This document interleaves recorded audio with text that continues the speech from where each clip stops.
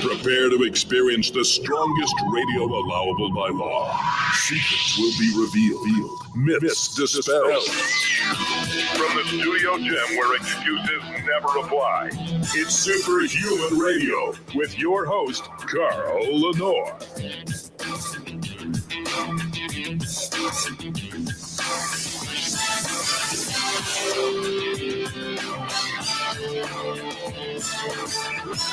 Hey, welcome back to another episode of Superhuman Radio.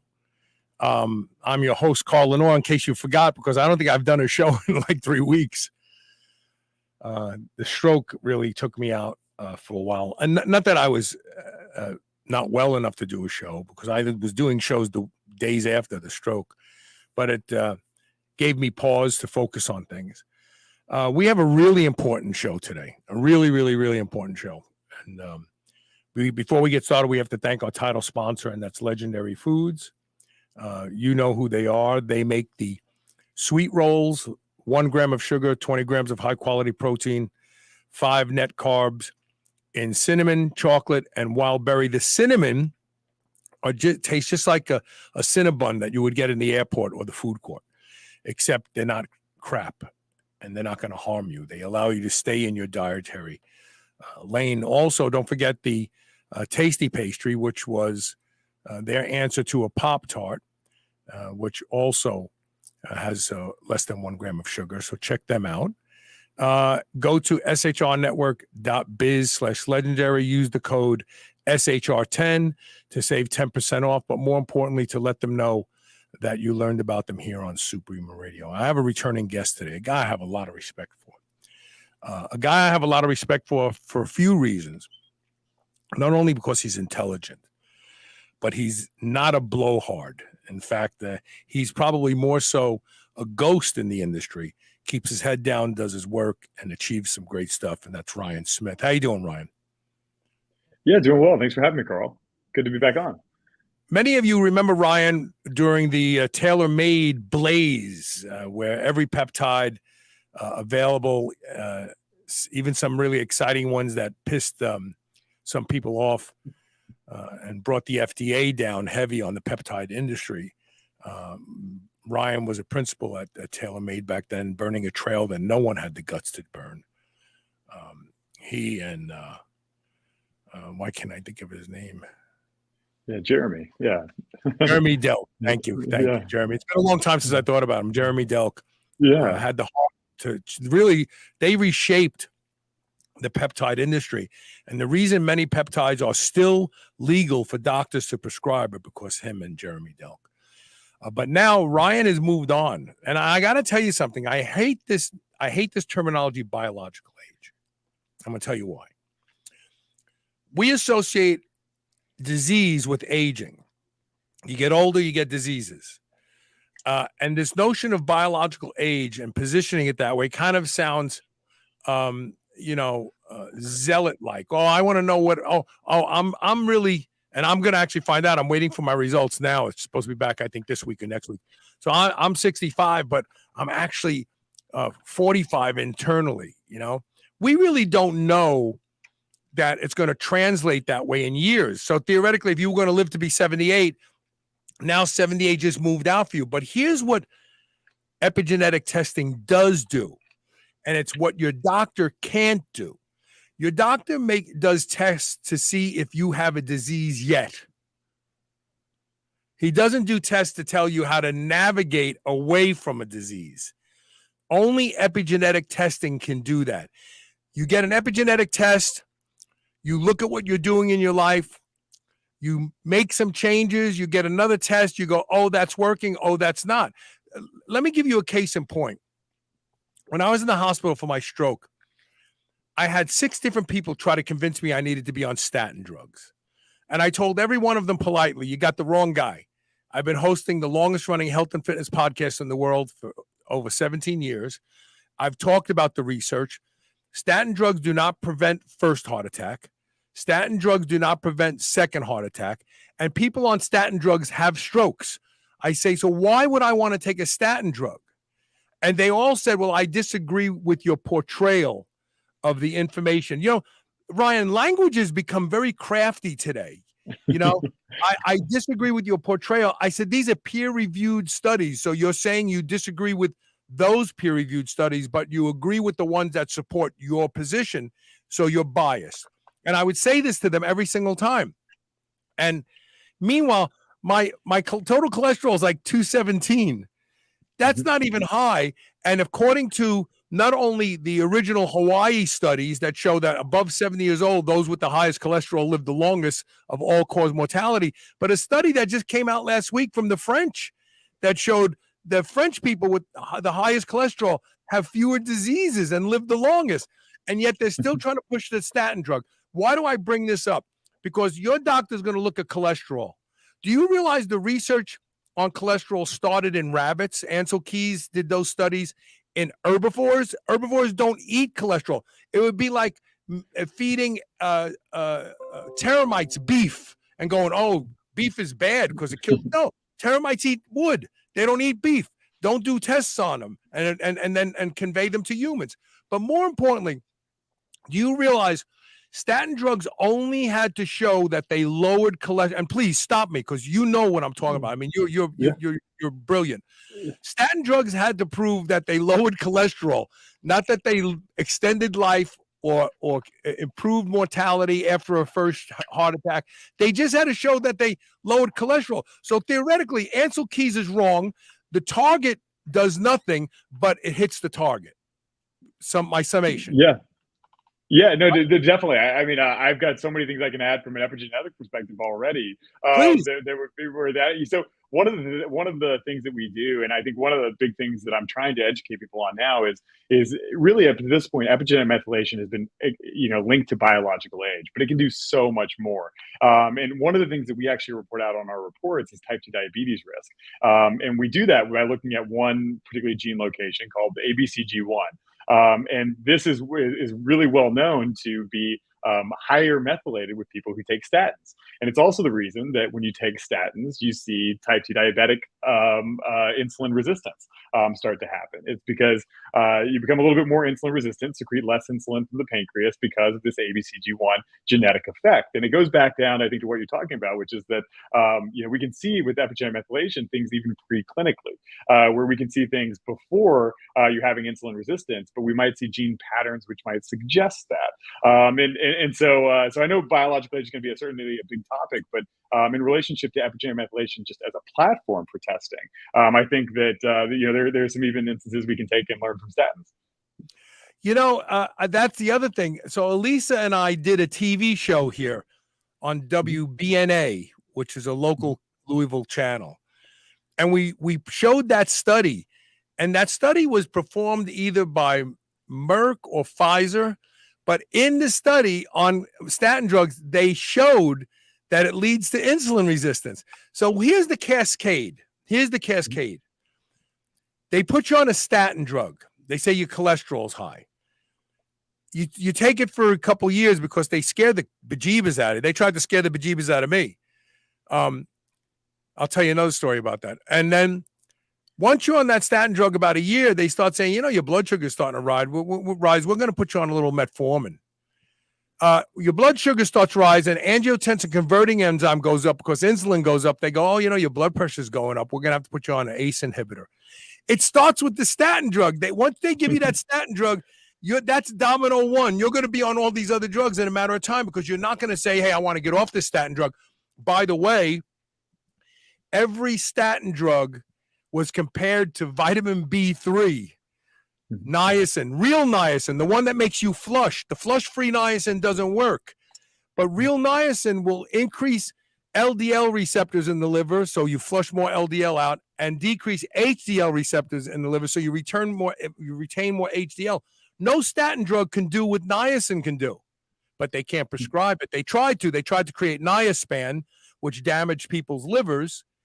But I mean, if you really are worried about your levels of cholesterol, cut your carbs, and start taking niacin. Take a 500 milligram time release niacin. Sundowner makes one, Metagenics makes one, everybody makes one with a meal in the morning, and watch what happens. You may have to take 2 a day.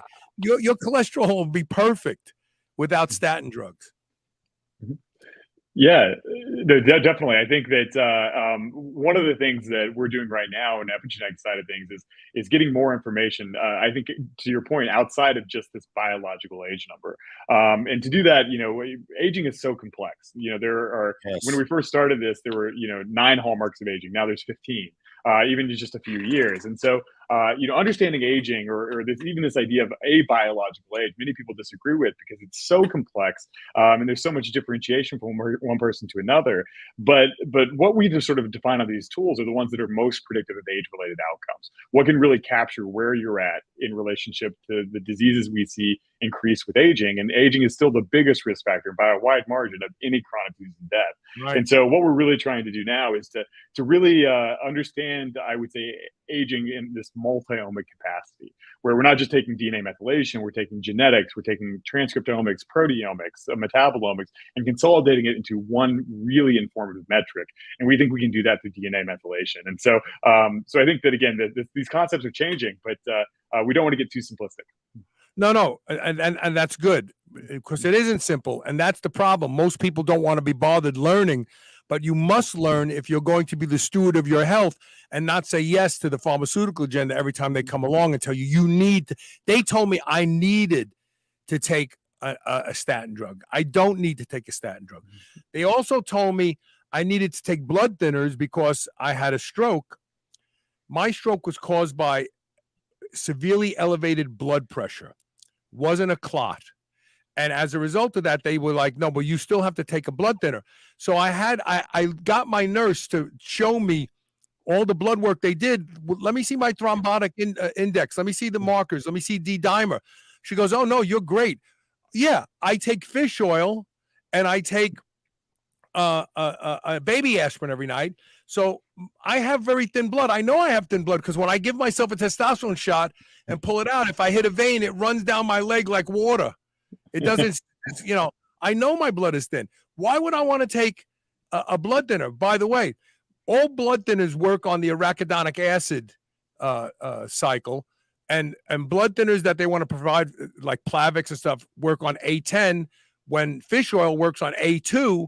And what fish oil does is it doesn't thin the blood as much as it makes the blood less sticky, which is more important for clotting than having very thin blood. Okay, so tell me the 9 hallmarks of aging and that are now 15. Yeah, so they're quite diverse. So you have things like genomic instability being first, things like telomere attrition, which we've known is a hallmark of aging, but not a predictive hallmark of aging for a long time. Epigenetic alterations, mitochondrial dysfunction, nutrient sensing dysfunction, cellular senescence, stem cell exhaustion.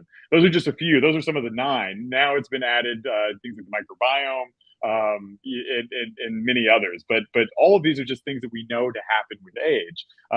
But we could drill into these even much more and get much higher resolution. But those I think are generally approximate categories. Okay, so we've known about telomeres. Do you know that There's only one food that increases the length of telomeres. I did this show probably 14, 13 years ago. It's beef.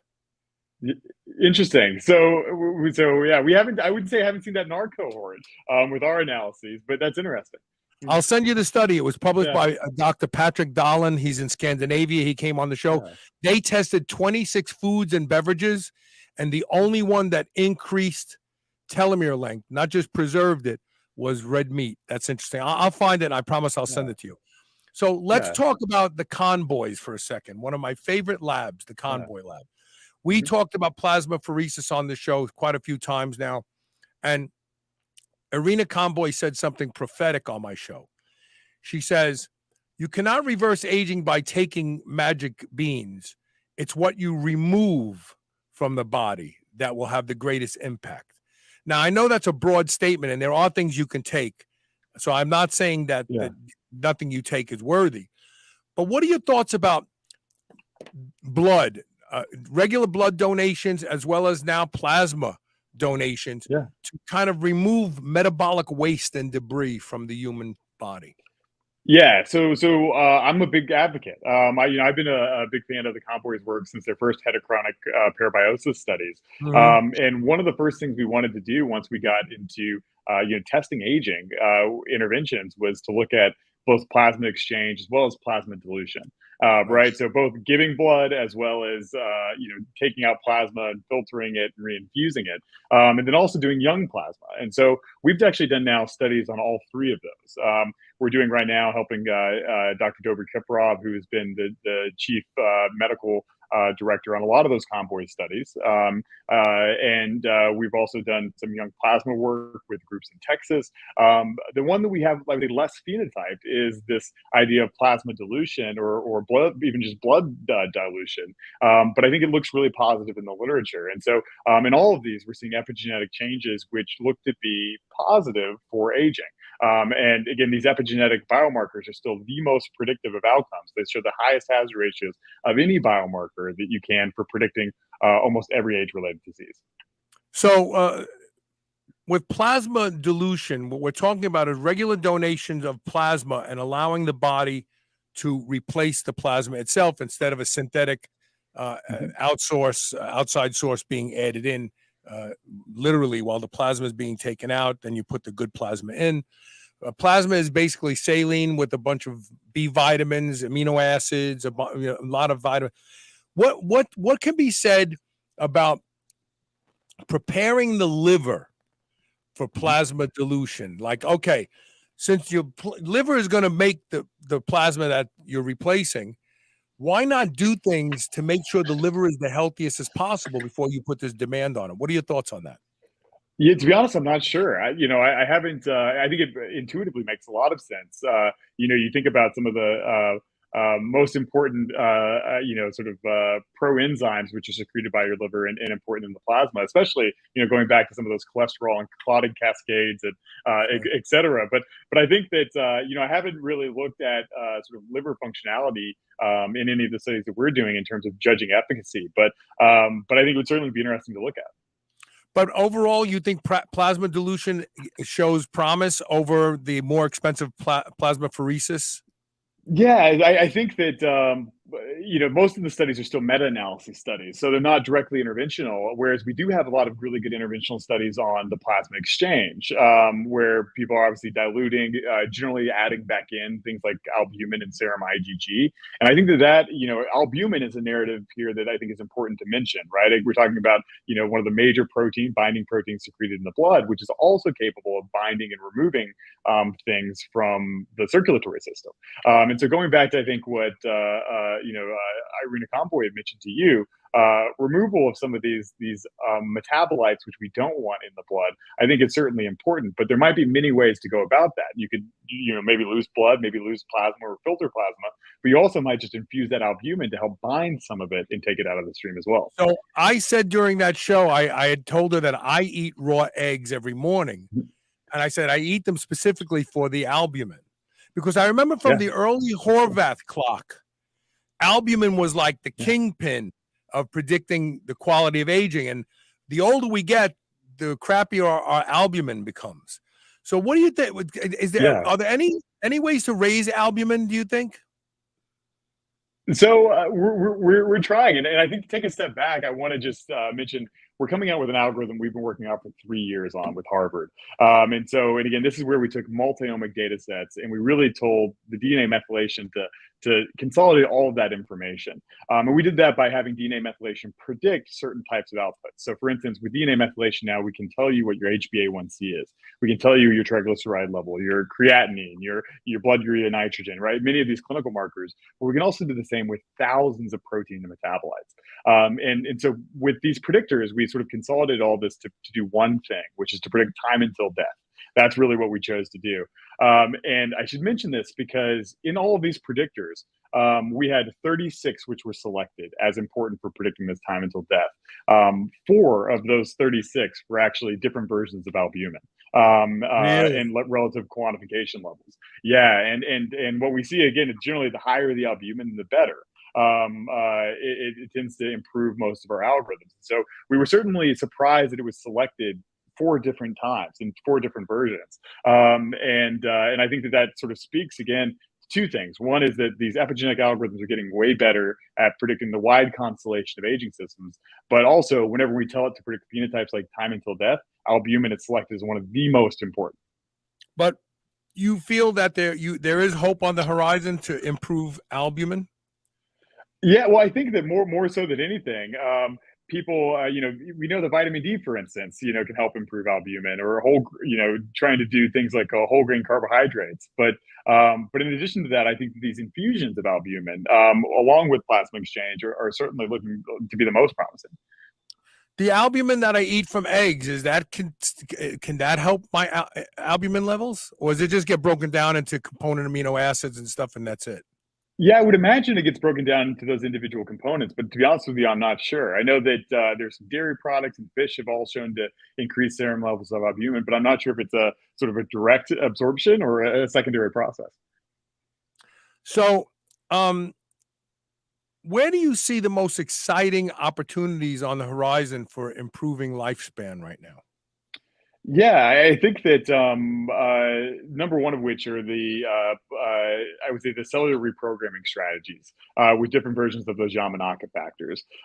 Which again, for anyone who hasn't listened to this, Dr. Yamanaka won a Nobel Prize in 2012 for using basically growth factors to take a cell which had been differentiated into a cell type. So it could be a lung cell or a fibroblast cell, and then using these growth factors to transfer them back to pluripotency, to these pluripotent stem cells. And there have been recently a lot of really good studies showing that in resetting these cells back into pluripotency, you're also resetting these epigenetic age clocks. You're resetting them essentially back to 0. And along with that, you regain a lot of this cellular identity and remove a lot of the negative function that might have accumulated with aging.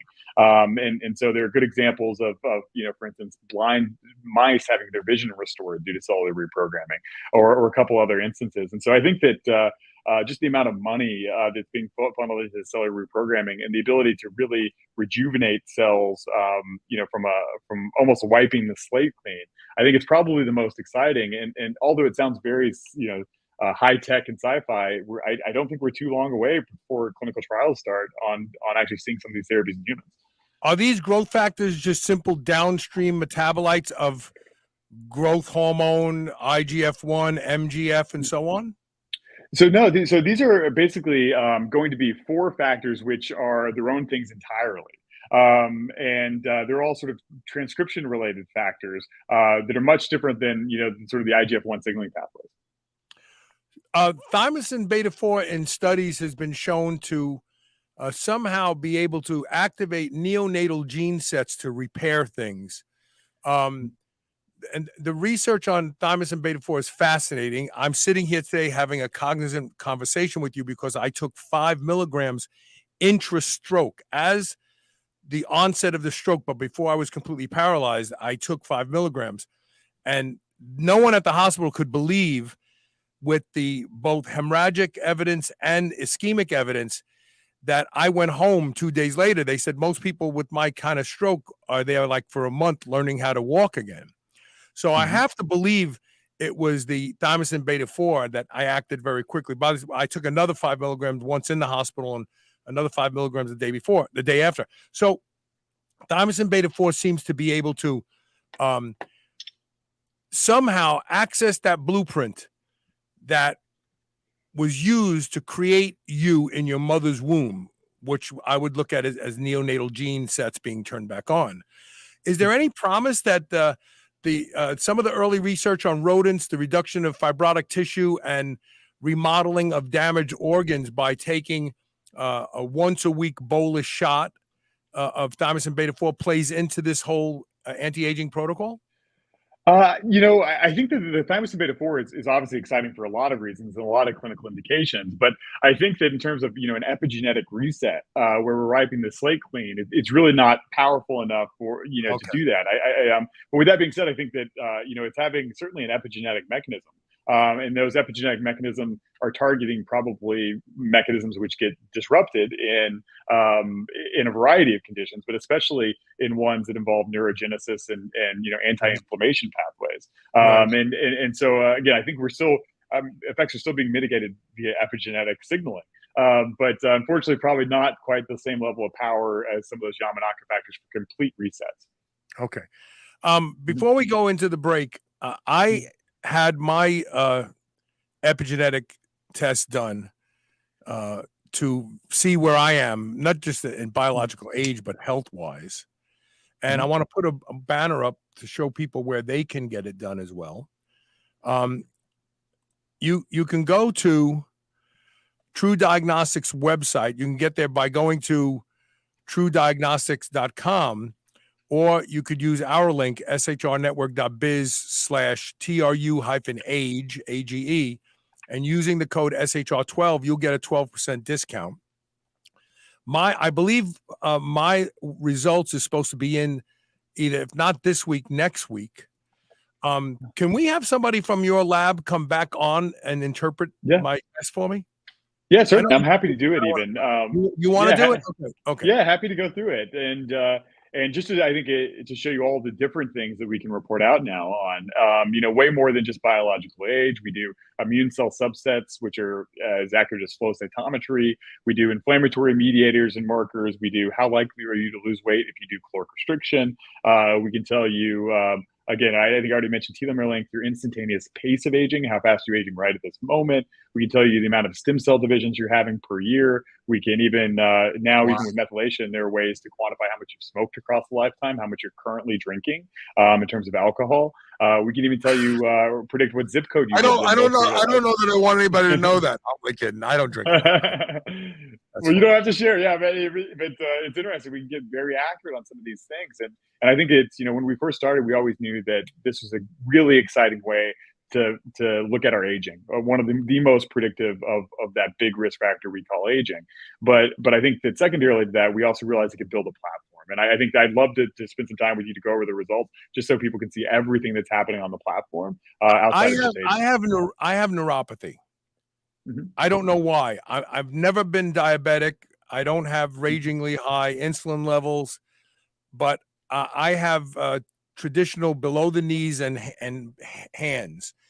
And I sincerely believe it is related to vasculature, blood flow. I think that some of these nerves are not getting fed anymore.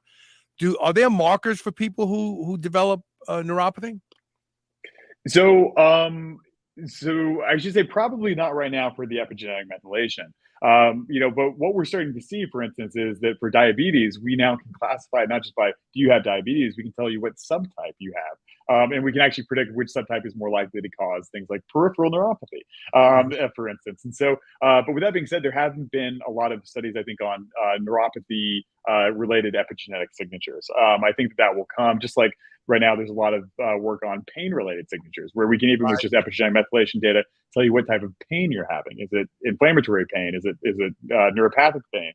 And so we're starting to get, I would say, we consider this whole DNA methylation data essentially to be, a whole language. And we're trying to create the Rosetta Stone of that language to interpret it for clinical outputs, where we can actually take that information, find out what it means, and then tell you what it means about your health and how to fix it.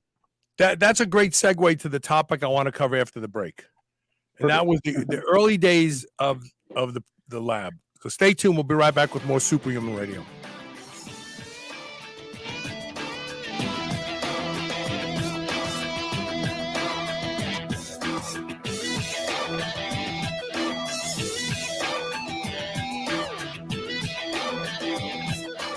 Remember those rectangular toaster pastries you used to love when you were a kid? Well, Legendary Foods has just made them better. The new cake-style tasty pastry is like nothing you've ever had before. With 20 grams of high-quality protein and less than 1 gram of sugar, you'll feel like you're cheating, but you're not. Go to shrnetwork.biz/legendary and use the code SHR10 to save 10% off your purchase of tasty pastries. Now available in cookies and cream, red velvet cake, birthday cake, blueberry, strawberry, brown sugar cinnamon, and hot fudge sundae. Go to shrnetwork.biz/legendary and use code SHR10 today. There are lots of concerns about food supply today. That's why you need White Oak Pastures. White Oak Pastures will deliver food right to your doorstep. You don't even have to go out and be disappointed by shopping in grocery stores. The finest beef, pork, lamb, duck, and more can be found at White Oak Pastures. And now they even have seafood. And best of all, White Oak Pastures has a negative carbon footprint, which means that you don't have to feel guilty for eating your ribeye. Go to shrnetwork.biz/white oak and use the code SUPERHUMAN to save 15% off. Dogs should be powered by fat and protein, not carbs. That's why Visionary Pet makes low-carb, ketogenic dog food for dogs of all breeds and life stages. From kibble to freeze-dried and even low-carb treats, all Visionary Pet recipes are very low-carb, ketogenic, and made with 100% real meat protein. Shop now and use code SHR for 20% off your first order today. Your dog deserves the lifelong benefits of optimal nutrition. Make the switch to Visionary and see why smart dogs eat low-carb. You're listening to the Superhuman Channel. Don't hate us because we feel good.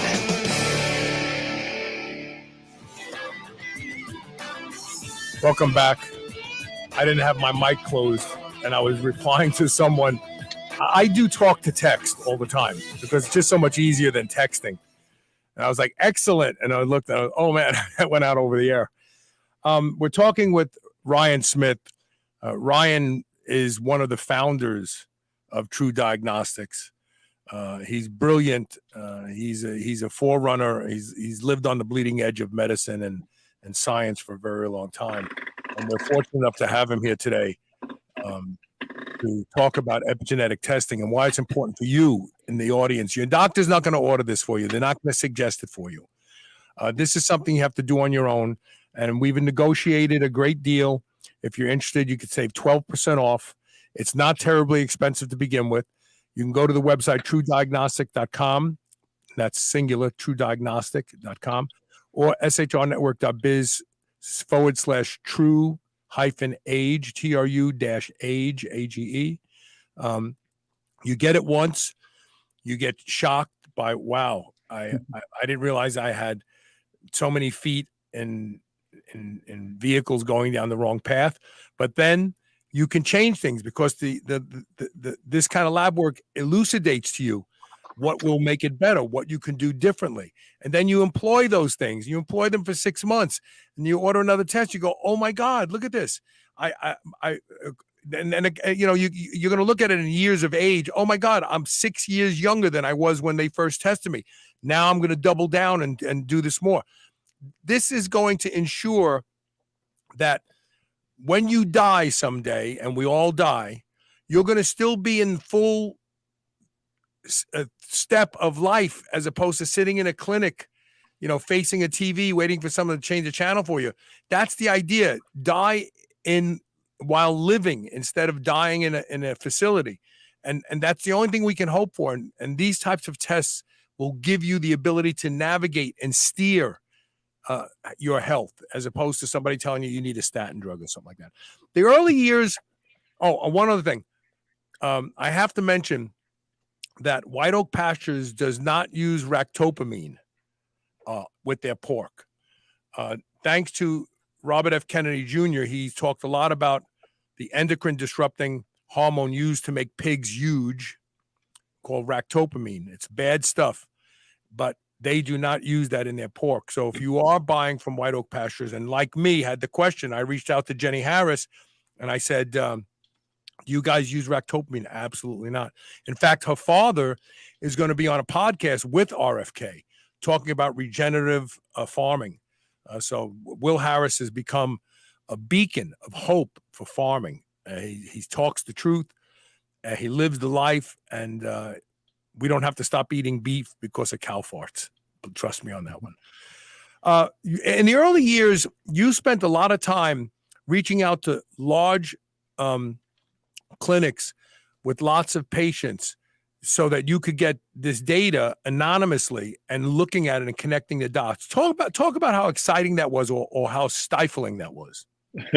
Yeah, definitely. I think that we took a very unique approach in creating the company, which is to really leverage a lot of the physician connections we built in the peptide space, and we couldn't have been more lucky to do that because it really has built the largest private epigenetic database in the world. So we really have more epigenetic information than anyone. And this data in and of itself is not helpful. If we just had your epigenetic information, we'd have no idea how to read it. And so what we really need is your epigenetic information paired with other information, right? So it might be clinical blood labs. It might be, performance data like your VO2 max. And thankfully, in this cash pay medicine space, some of these patients are really approaching this preventatively, and some of the most well quantified people in the entire world. They're doing a lot of individual testing. And so really, thanks to our physician uptake, we were able to get a lot of patients on the platform, but also get a lot of really high quality data. And so that's been able to help us really understand what's driving these methylation factors for aging better than anything else. I use the example of VO2 max. We have a predictor now that can actually predict your grip strength and your walking speed and your VO2 max, some of these really good functional markers that we've known have been correlated to longevity for a long time. And it's only because of this data set. But not only to mention that, we've partnered with almost all of the I would say prestigious universities around the US. We have collaborations with Stanford, Harvard, Yale, Columbia, Duke, all because they really want to look at our data sets. And so it's allowed us to really push forward this idea of epigenetic diagnostics into just really theory and individual use cases to start really powering it with high powered data and really valuable data. And so it's allowed us to take us, what was once just an epigenetic algorithm that predicted chronological age into really capturing the biological significance of epigenetic expression and turning that into clinical relevance. Everyone is afraid to do genetic testing because someone will get their genetics. The insurance company will buy a big lab and they'll acquire that genetics, and they'll talk about that. Talk about privacy and how far can privacy really go? Because let's face it, companies get bought for billions of dollars. What are they going to say? Yeah. Hey, you can't look at the patient's data, Yeah, it's sort of scary, I think, especially with genetic data, because it's personally identifiable. There's no way to segment or store it differently that's not directly linking it to you. In the case of epigenetics, we're a little bit protected because with epigenetic information, again, we're looking at relative gene expression, not necessarily unique identifiable signatures. And so with our type of data, it's a couple of years ago, we would have said there's no way we could ever appropriately, link it back to an individual. Now, we're starting to see that we can read some of these patterns. We might not be able to tell you it's you directly, but we might be able to say that it's a person of this ethnicity, of this height, of this body weight, who's experienced, all of these different behaviors, has this level of fitness or this level of pollution markers, meaning they've probably lived in this zip code. So the information is still very informative, but not necessarily linked to a single individual. Right. And that's an important difference. That's fascinating. Do you do your epigenetic testing periodically, and how often? I do. So I'm definitely a unique use case. I'm probably the most well epigenetically quantified person in the world because I use my blood as a standard. So every year I'll take a big bolus, and then I'll usually do it about every 4 weeks and sort of compare what we see in terms of that blood standard. And so I do it quite a bit. I look at a lot of different outputs, but I'm definitely an outlier. Traditionally, what we recommend for most people, if they're interested in doing our testing, is to do it maybe once or twice a year. Some of these algorithms have, I would say, different degrees of resolution. Some of them can see changes immediately. Others can't see changes that are significant until about 6 months. And so we really recommend, 6 months to a year for most of this testing. And I do see a comment from Peter about this being available in Canada. It is available in Canada as well. So you mailed them the test, and so the test is really easy. For those of you who don't know what a Whatman blotter is, it's just a thick kind of blotter. It's white, like you would put it on your desk in the old days. They had blotters that would capture ink and not let it stain the desk. And you wash your hands, you prick your finger with the little preloaded lancet that comes, and you just keep milking your finger, and every drop hits until the whole circle is filled. You let it sit for, I think, 6 hours or something like that to let it completely dry. You put it in the bag, put it in the envelope, and you send it. It's so easy. It's so private. It doesn't hurt. It's amazing. You know, back in the day, a lot of these things you had to go find a phlebotomist to draw blood, then send a tube. And no, this is so easy and so private, and it's worth doing. Just tell me what the prices are so that people understand what the 12% will save them. Yeah, so we have two different collections. One is I would say a low price point test, which has some of our best algorithms, particularly the Dunedin pace, and that's about $229. And then we have the sort of the complete collection, which is everything that we do in our analysis, and that's a little bit more expensive, but generally we would go for right around $499, and that would be discounted by 12%. So again, a relatively big discount from some of that larger price point item as well. Okay, so I just turned 65, so I have Medicare, and Humana manages my Medicare, and they give me a credit card that they put money on every month. Could I use that card to pay for it, you think? So people have for their health savings accounts, those HSA networks, they've had some success. I think it tends to be variable success. It depends on the insurance company, but I would say it's about 50-50. That's good to know. Let's see here.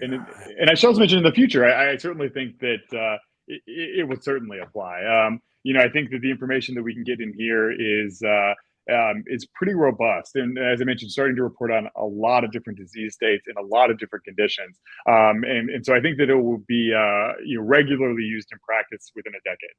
Right. Yeah, I got to believe some insurance companies probably cover it. The HSAs, the way they work is if it's coded medical, which is a broad code, you can use your HSA card. And because you can use your HSA card to buy vitamins at Walgreens, for instance. You know what I mean? So I bet a lot of insurance companies would allow their subscribers to use their HSA, or in the case of Humana, they manage I went to the grocery store the other day. I bought a bunch of things, all food products, one was aluminum foil. I swiped my Humana card. It paid for like 7 of them. The only thing it didn't pay for was the aluminum foil. I paid with another credit card. So, these insurance companies want people to take steps to improve their health. And they figure, look, if you want to buy fish oil, buy fish oil. They don't stand in your way. Yeah. Yeah, and I should also mention there are insurance companies already, particularly life insurance companies, who are using this type of metric as their sole way to set rates on life insurance premiums. So just to, I think, show you some of the application and just how predictive these things are, is that these large companies are already using it as a mechanism to quantify someone's relative risk. How precise is the estimated time of death? Is it like within years, or is it like, no, you're going to die August 7th? Yeah. That's it. Lights out. Yeah, so there's still a wide range. So it's not nearly as accurate. There are a lot of people claiming out there that they can predict within a month or 2 months accuracy, which is absolutely not true. In around 2 years ago, in really the beginning of 2022, there was a publication from a group that showed that they had an 80% success rate within 5 years. So could they predict death within 5 years? And they were 80% successful. But outside of 5 years, they were really not successful at all. And so I think that now with our current death prediction model that we're about to debut with our Harvard collaborators, we'll be able to predict it, I would say, with high accuracy within a period of 7 years. So does that come with my test when it comes back? So it won't. We tend to. Yeah. I was going to say, can you out? Definitely. And there were a lot of moral and other considerations in terms of an output like that. But it's all mitigated through this idea still of biological age. With just the understanding that age is that biggest risk factor for all chronic disease and death. And if we can quantify that, we can know someone's relative risk. And so I think that if you're doing our testing, what we really want you to see is the difference or the between your biological and chronological age. We want you to be biologically younger than your chronological, and that is the goal. How can we reduce that and get that lower? That way you don't have to necessarily worry about all of these different risk increases or decreases, but you can really focus on the most important thing, which is getting yourself to a lower epigenetic age, which is going to put you in a different risk category. And obviously, this is in flux, right? Like if I started getting plasmapheresis done and it reduces my biological age by 20 years, then all of a sudden my predicted age is changed as well because I'm getting healthier, so to speak, right?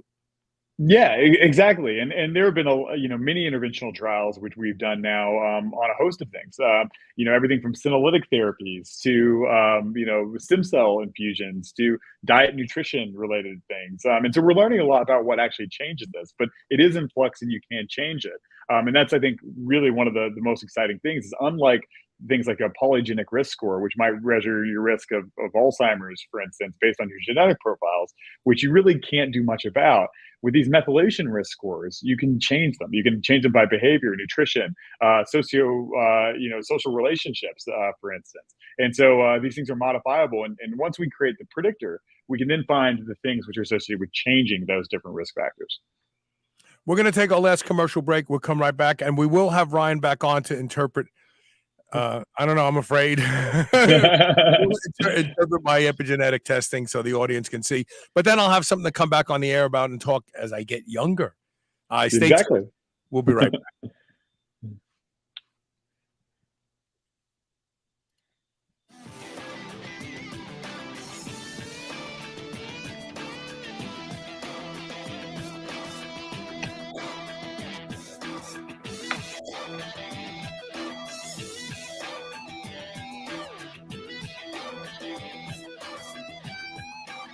This is the Superhuman Channel, where we use oxygen for the power of good.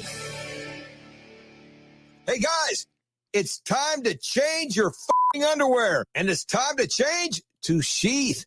Sheath's underwear's revolutionary designs allows your man parts to hang the way they would naturally hang if you were not wearing underwear. And this improves the blood flow throughout the day to the twigs and berries. If you've never experienced wearing a pair of Sheath underwear, boy, is there an exciting experience waiting for you. Grab a pen and write this down.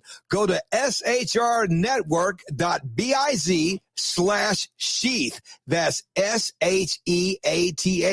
And use the code SUPERHUMAN to save 20% off your first pair. And get this, if you're not completely satisfied, send them back for a full refund. That's shrnetwork.biz/sheath. Great sleep upgrades you on virtually every level: body fat, muscle mass, mood, brain function, and countless other ways. But taking melatonin alone isn't the answer. Thanks to a brand new sleep formula developed by my friends at Bioptimizers, you can experience the best night's sleep ever. Sleep Breakthrough is a delicious sleep drink that supports your natural melatonin production and relaxation without creating a dependency, so you can have the best night's sleep on demand. It targets 5 different sleep pathways to give you the best sleep ever. And best of all, you'll wake up feeling rested and rejuvenated so that you can have the best day possible. For an exclusive offer for my listeners, go to sleepbreakthrough.com/SHR and use the code SHR10 for 10% off. Plus, you can unlock special gifts with the value of at least $20. This is a limited time offer, so go to sleepbreakthrough.com/SHR right now.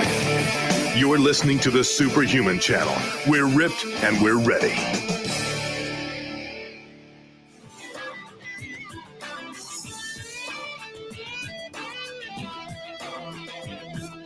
Welcome back. I want to promote 2 things real quick. So first thing I want to promote is Bioptimizers was kind enough to make an offer for my audience only, and that is their P3OM, which is the probiotic that literally digests protein. And when you use it with their enzyme formulas, Masszyme, you will squeeze every single amino acid out of every single meal, and you'll develop muscle faster and so on. P3OM is free to you right now. If you go to shrnetwork.biz/P3OM free, that's the letter O, not zero, P3OM free. So shrnetwork.biz/P3OMFREE, and use the code SHR10, you'll get a free bottle. That's a wonderful thing. The other thing I want to mention is you can go to truediagnostics.com or shrnetwork.biz/truage, TRU dash or hyphen AGE, and save 12% off your epigenetic test. I'm telling people to get it. You got to know this stuff. I don't want to know I'm 72 years old biologically. I don't. But at least if I do, then I can make some decisions and some choices and look at my life. Does the testing also give people ideas on what they can do to change? So we do. We try and do a lot of education on that based on studies which have been published. So we don't recommend anything that's not been published, first and foremost. We really like to show that it's been documented, but we do make a lot of recommendations. And with some of the newer algorithms, one of the biggest things that's been a problem with these epigenetic age algorithms is we might be able to tell you if you're accelerated or you're not accelerated or you're decelerated, but we can't tell you why. And now we're starting to get that resolution where we can actually tell you the reasons why you're probably having accelerated aging, so you can focus on the reasons why you're aging in particular. Very, very cool. You know, I was so excited when you started doing this. I remember when you launched this. I know it was a huge undertaking, a huge risk, and it's one of those things that you don't go into business and have success overnight. You had to literally build and build and build the data, build the relationships, build a relationship with universities and so on. But it's amazing. I mean, everywhere I go, people tell me, well, yeah, we use True Diagnostics. I'm like, oh yeah, wow, that's pretty cool. Now I drop your name. Oh, I know Ryan Smith. Definitely. No, it's been a fun undertaking, and you know, unlike other things, the pace is so quick. You know, I think that you know, even just a couple of years ago, we didn't have any of the insights we have now, and every day, it seems, every week especially, it seems like a new algorithm is being developed to interpret this data. And so I think it's exciting because even the data that you're getting now, in probably 2 or 3 years, we'll be able to analyze that in a million other different ways, whether it's diagnosing individual diseases or risk of disease, or predicting prognosis, or making recommendations on what products you should be using or medications you should be using. The information is just continuing to grow. It's sort of like the start of the genetics revolution, because the epigenetics revolution is sort of just being started. Right. Did the Horvath clock do it? Horvath clock took basic markers that are used or derived from a CBC kind of general test, blood test, and they created they tried to create a biological clock estimation. Did that show up? And now that we have epigenetics, we look at that and go, "Wow, it was way off," or was it like on? Yeah, so the original Horvath clock was just trained to predict chronological age. That was it. But then the second one was pheno age, I think, is what you're mentioning, where they took 9 blood-based biomarkers to predict this biological age outcome. And to be honest, that's still a relatively good prediction model. You know, it's really robust, even just with those 9. The one we just created with Harvard, they actually created that phenotypic data set in 5,000 patients. So 5,000 patients with their blood metrics. We just replicated some of this work in a cohort of 60,000 patients at Harvard. And instead of picking out 9, we picked out 19. Blood factors and weighted them in a new algorithm. But to be honest with you, our improvement on that original prediction of disease was relatively minor. Usually I would say about 6 to maybe 15%, according to the disease, better in prediction of outcomes. But considering we almost 10x'd that data set and included more variables, the marginal improvement was sort of underwhelming compared to how good of a predictor pheno age already was. So, Morgan Levine was really the main author, the first, where she was doing that in the Horvath lab, and she did an excellent job. People may be pleasantly surprised that their body is a lot younger than they think it is. That's the other thing that's interesting. Everybody like me, I mean, I feel like I've aged a lot since I started Gunleash, which, by the way, everybody who's listening, you'll be able to buy Gunleash in a couple days at gunleash.com. We're doing a pre-launch special. So if you've been wanting one for your gun, you'll be able to get it. Just check the gunleash.com website over the next couple days, and you'll be able to order it. I feel like I've aged since Gunleash. I haven't slept good in 6 months, Ryan. Mm-hmm. I mean, and I'm taking stuff to sleep now. It's just the stress, waking up in the middle of the night, worrying about this. And I never realized that this technology, we had nothing to go on. There's nothing out there that does what ours does. And burning that trail was just so difficult. And I really do look in the mirror and I feel like, holy crap, I aged. So I'm asking you, like a cousin, do you think I can reverse the aging, Ryan? Certainly. I think you can. It's never too late to try seeing some of those impacts. But I will mention, this is always an anecdotal story I tell on every podcast appearance I'm on. But whenever I first started the company, I really was never a big fan of meditation, never a big fan of mindfulness or stress reduction exercises. I was sort of always go, go, go. And I always thought, if I was doing meditation, I would always be thinking, is this really it? Is this worth it? And I've not done a bigger 180 in some of this work, just due to stress maintenance tools, whether or not it's impacted via glucocorticoid receptors or something. But there's so many good studies out there now on epigenetic methylation and age and stress reduction techniques. Whether after post-myocardial infarction, they found that epigenetic age were reversed by doing just meditation exercises. They can say the amount of work stress, the amount of even emotional sort of fluctuations play a role in epigenetic aging. And so all of this is to say that I think that this connection between your mind and body and stress, particularly the stress that I think, Carl, you're explaining with sort of the Gunleash, it makes a difference on your aging phenotypes. It's really funny. I took transcendental meditation probably 25 years ago. And once you pay for it, you can go get a refresher course anytime. There's a girl up on Bardstown Road that is the one who taught me. And I'm going to see if she's still in business. I think I'm going to go get a refresher. I think that's the first for me. Yeah, I highly recommend it. And again, I would nenever believed in it, but now I've seen it multiple times over. When people start implementing these strategies, we see differences on these cellular metrics. Peter Panorgis is asking a question that I kind of asked already. Does it supply the knowledge to help reverse some aging effects? You probably, like you said, you point to research. Yes, correct. So we don't make recommendations. One of the, a lot of companies in the space now might even offer you supplements or these different types of things. We want to be agnostic. We don't want you to ever doubt the results of our tests just because you think we're trying to sell you a supplement. And so we've made the decision from very early that we'll point to good data. We'll show you where the data is published, and even, I would say, score the data in terms of how much we would trust it. But we never want to be both test and solution. We think that that can lead to some issues in terms of reputability. And so we always point to data, and we'll try and help inform you on the right decision. It's impossible not to be biased when you sell a product that can help somebody, and you're doing the testing and reporting. Say, all you need is a bottle of such and such. That all of a sudden it just makes the whole deal smarmy. You know what I mean? I agree.